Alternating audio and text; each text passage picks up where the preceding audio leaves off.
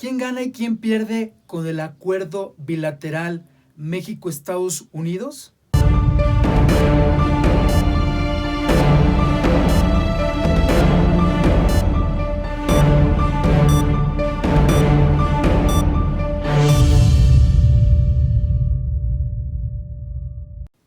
Hola, ¿qué tal? Mi nombre es Jaime Duarte y les doy la más cordial bienvenida a este nuevo espacio de comunicación llamado Geopolítica. En este tendré el gusto de compartir regularmente información, análisis, noticias, opinión sobre diversos temas del acontecer político, económico, social, nacional e internacional.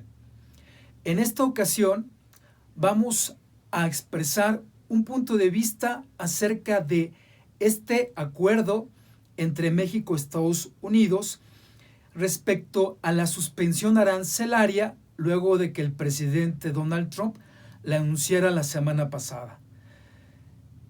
Esta reunión fue muy importante, pero si lo ponemos en perspectiva, ¿quién gana? ¿Quién pierde? ¿Cuál es su significado y sus implicaciones para México y para los tres países? Acompáñenme con la siguiente nota. Luego de 3 días de intensas negociaciones, México y Estados Unidos acordaron el pasado sábado se evita la entrada en vigor el día de hoy, lunes, de aranceles del 5%, como el presidente Donald Trump había anunciado. Mike Pence y Marcelo Ebrard se reunieron finalmente y lograron pues este importante acuerdo. Aún no se conocen pormenores del mismo, pero Mike Pence y Donald Trump ya revelaron parte de lo que fue este pacto. El vicepresidente Pence indica que México aceptó poner retenes en la frontera sur con Guatemala. Y en efecto, algunas notas del día de hoy afirman que autoridades del gobierno reportaron que 130 elementos del Servicio de Protección Federal de la Secretaría de Seguridad y Protección Ciudadana fueron desplegados en la estación migratoria Siglo XXI del Instituto Nacional de Migración, localizada en Tapachula, Chiapas. Por su parte, el presidente Trump indicó que en Twitter que algunas cosas del acuerdo con México no se han dado a conocer todavía, pero sí se informará próximamente. Sin embargo, sí mencionó que negoció con México la compra de grandes cantidades de productos agrícolas. Por su parte, el presidente Andrés Manuel López Obrador celebró el acuerdo y cambió el tono de su mensaje en Tijuana, la marcha y meeting programada la tarde del sábado, donde protestaría contra la postura arancelaria de Trump y pasó así de la defensa de la soberanía nacional, como él le llamó, al acto de la unidad nacional. Es decir, pasó del reproche al festejo, acompañado de gobernadores, de legisladores afines a su partido y también de la oposición. Pues bien, confió en que este pacto evitaría una crisis en la economía y devuelva así la confianza en el país. Por lo pronto, queda pendiente aún la ratificación del TEMEC, el nuevo Tratado Trilateral de Comercio México, Estados Unidos y Canadá, y que deberá ser aprobado por el Congreso norteamericano antes de agosto.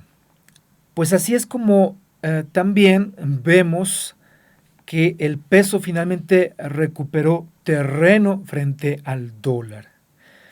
Pues bien, eso es lo que podríamos indicar en términos informativos.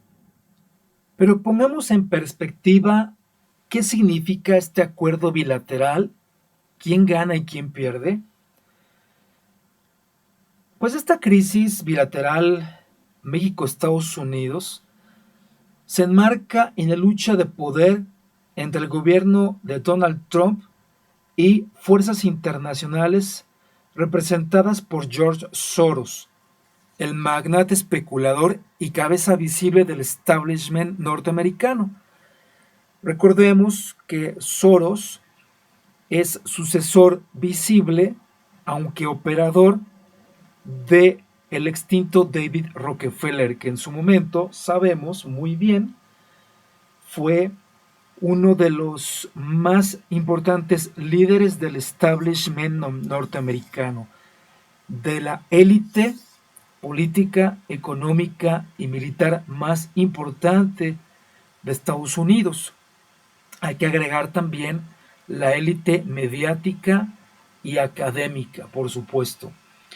Y claro, al frente de Chase Manhattan Bank, una serie de consejos de administración y por supuesto de organismos como la Comisión Trilateral y desde luego algunas otras sabidas como el Club Bilderberg. Pues bien, sabemos entonces que Soros y estos intereses del establishment pues han procurado desestabilizar México, pero más concretamente al gobierno de Donald Trump. Así es como han usado el tema migratorio y sabemos por información de medios de comunicación que entre los miles de migrantes pues se han encontrado a personas armadas y que pues no tienen algún interés propiamente de encontrar empleo o mejores oportunidades en la Unión Americana, ¿no?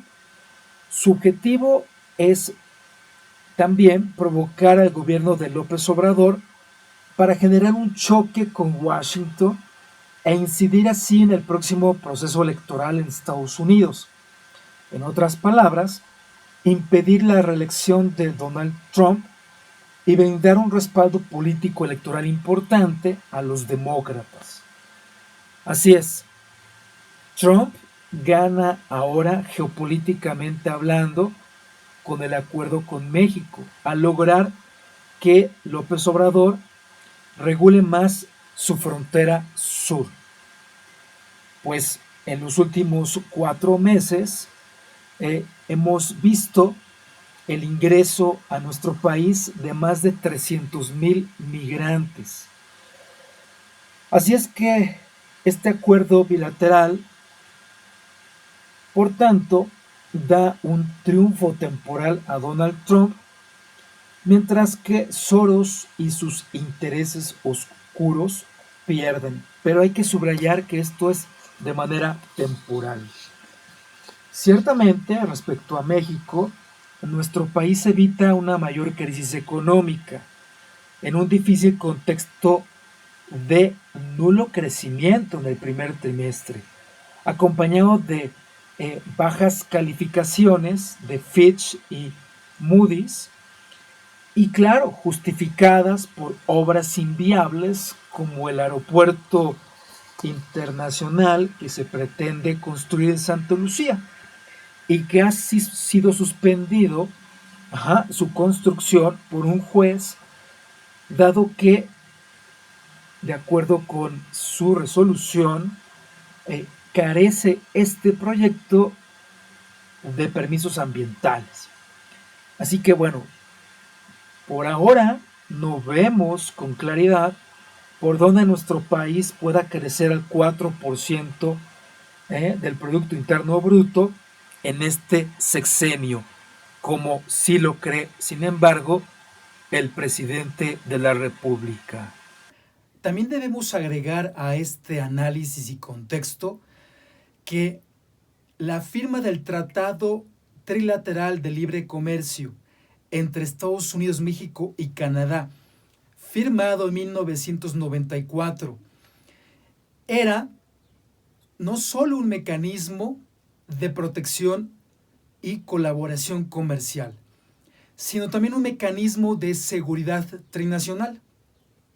Y es que entendamos, además, que este TLCAN, así llamado anteriormente, fue una criatura del establishment norteamericano, diseñado, concebido por la Comisión Trilateral, una de las organizaciones privadas más importantes en el mundo, que reúne a líderes políticos, económicos, comerciales, académicos de la región de Estados Unidos, de Canadá y por supuesto también de Europa y de Japón. Bueno, pues allí se concibió el TLCAN y de hecho, años antes de su firma, fue Zbigniew Brzezinski enviado por David Rockefeller a proponerle el TLCAN al entonces candidato y luego presidente electo Carlos Salinas de Gortari, que no lo tenía en su consideración. Si revisamos con más detalle, encontraremos que Brzezinski era el director de la Comisión Trilateral y asesor personal en materia geopolítica y geoestratégica del magnate David Rockefeller. Y por si fuera poco, uno de los firmantes de aquel TLCAN en 1994 fue George Bush padre, quien también perteneció a la Comisión Trilateral y por supuesto formaba parte del establishment norteamericano. Así que, pues amigos, pongamos mucha atención a este próximo proceso electoral en Estados Unidos, porque vendrán seguramente noticias muy importantes. Próximamente veremos el anuncio de Donald Trump en cuanto a su deseo de repetir en la Casa Blanca por 4 años más. Y al mismo tiempo, la lucha interna por parte de los demócratas por elegir a su propio candidato y por supuesto por enfrentar a alguien que tenga el nivel conveniente o necesario, probablemente palomeado por el establishment, Soros y todo ese linaje de Rockefeller, para enfrentar finalmente al actual presidente norteamericano. No descarten, por tanto, que haya también formas distintas y las legales, por supuesto, por impedir que Trump regrese o siga aún al frente de los controles en Washington. Así es que hay que estar atentos y, por supuesto, también no solo a las amenazas internas que enfrenta el mandatario estadounidense, sino también a las amenazas externas en cuanto a los rivales geopolíticos de Estados Unidos, declaradamente Rusia, China y un grupo de países musulmanes. Sigamos atentos.